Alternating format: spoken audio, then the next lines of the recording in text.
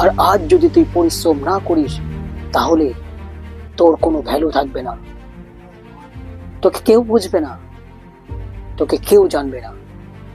কারণ আনসাকসেসফুল এবং এই সমাজের গরিব, যাদের কোনো টাকা এবং পয়সা নেই, তাদেরকে কেউ পড়ছে না, তাদের কোনো এই সমাজে ভ্যালু নেই। আজ যদি তুই সাকসেসফুল না হওয়ার জন্য না আগুন না জ্বালাস ভিতরে, তাহলে কালকে তোকে অনেক পস্তাতে হবে। সময় নষ্ট করে যা সময় নষ্ট।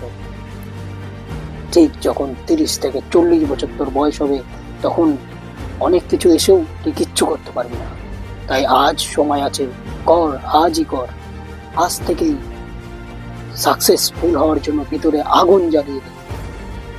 তাছাড়া গরিব মানুষের আর আনসাকসেসফুল, আবারও বলছি, গরিব মানুষ আনসাকসেসফুল, তার কোনো বন্ধু হয় না, তাকে কেউ বুঝবে না, তোকে কেউ বুঝবে না।